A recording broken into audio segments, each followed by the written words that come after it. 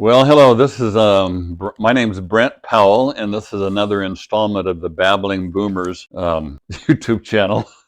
I know, but I guess this is going to be just me today. Amy's off doing something else, but it's day 5 into my saga of my second knee replacement, and who knows? Maybe somebody out there, some of you might perchance wonder about it if you had a member of your family or even you in the future might think about it. It's a procedure that they've been doing, I think, for about 25, 30 years. And I know originally they would say that the knee replacement would last maybe 5 or 10 years. They've really gotten a lot better. And this one, my doc says it should go for 30 years. And my response to that was, well, I hope to not be here 30 years from now, because I'm 70, coming up on 74, I'd be 104. So I think I'm good to go for the duration. And anyway, I thought I'd give you a rundown over it. This is my second one.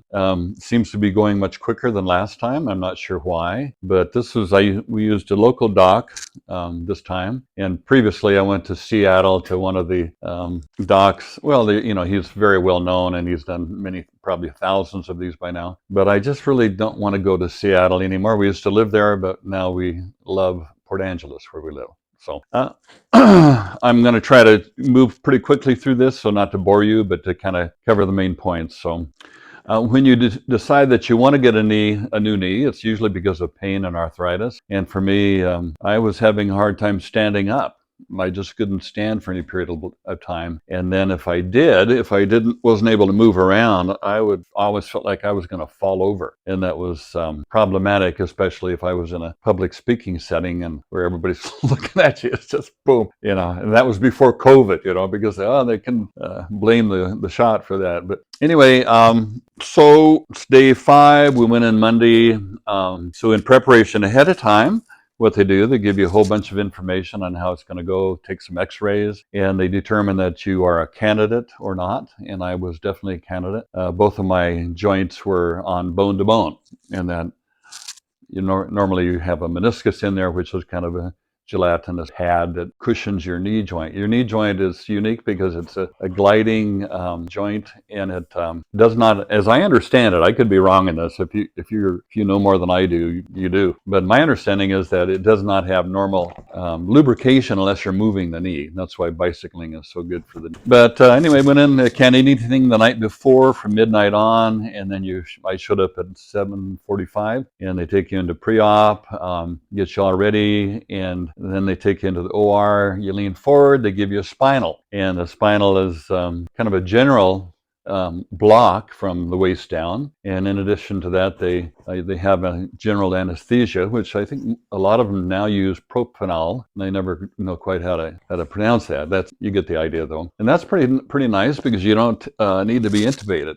In intubation, as you know, is where they put that tube down your throat. So sometimes that'll stuff up your esophagus and you get a sore throat afterwards. So none of that. How has the pain been since? Yeah, now the pain, that's a good question. Our producer is going to maybe ask me questions to kind of keep me on track. But my first knee, it was pretty intense. And there was a guy down the hall, when you recover, that, oh my goodness, it was like they didn't use any anesthetic, because he was making quite a ruckus after his knee replacement. But they put you on some pretty good painkillers, and I think everybody's really nervous about OxyContin or oxycodone, the opioid epidemic, so to speak. So I try to use those as little as I need to. But right afterwards, there is a little, I can't remember the name, but it's a little ball full of anesthetic, and they put a PICC line in your thigh right there, and then they line it up, and they send it down. I guess it's in a vein or something, but they send it down to right where the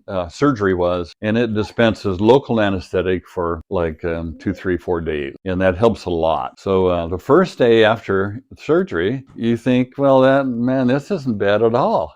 I'm just going to be over this, in a heartbeat. You're walking around with a walker, and somebody's helping you, so your pain isn't bad at all. Well, don't be faked out by that. If you're going to go through this, know that the second night is going to be rough, because things are, because you still had some residue of the block. So you're not feeling, you've got that special local anesthetic going in. but the second night, that's a little tough. So that's when this thing here comes in handy. You cycle in ice water, and we just use the little Costco water bottles, the small ones. How much movement do they want each day? Well, they want you to work on it. So initially, this motion here is pretty painful. So they have exercises. This is a big one right here, where you're going to be moving your feet in and out, and that kind of pumps the blood flow. They're concerned about a blood clot, as I would be too. And so there's several other exercises that you do every day. The doc that I had, Dr. Gouge here in Dr. what? Gouge, I know.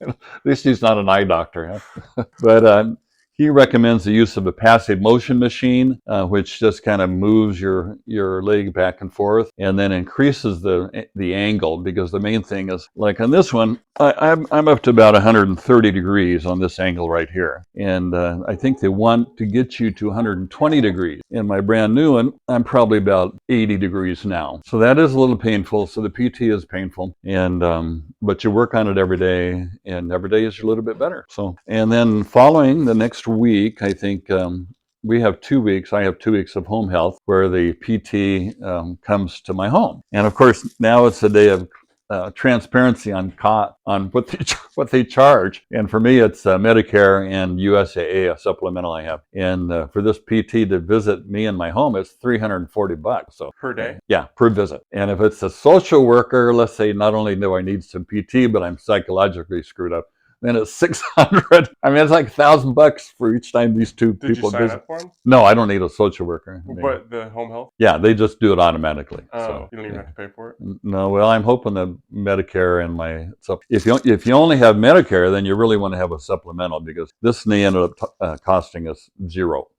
I guess the federal government paid for it. So long-term results is How has that knee been after you've had it done? yeah. So this knee here, they all say, oh, it's not going to feel really good until after a year. And really, in my case, it took 2 full years where I never noticed it at all now. It's just like original equipment. I know my wife, Amy, whom you've seen on this channel before, she had one done, and she is at 2 years now, and it's still a little sensitive for her. But generally, my first doc, I said, well, how do I know when I'm all better? And he said, well, when suddenly you just ran up a flight of stairs and you didn't realize you did it. And I thought, okay, because I haven't been able to walk up this flight of stairs normally for about 3 years, because before I got either one done, I was using both handrails just to make it up the stairs. Got this one done, then your your strong leg goes first.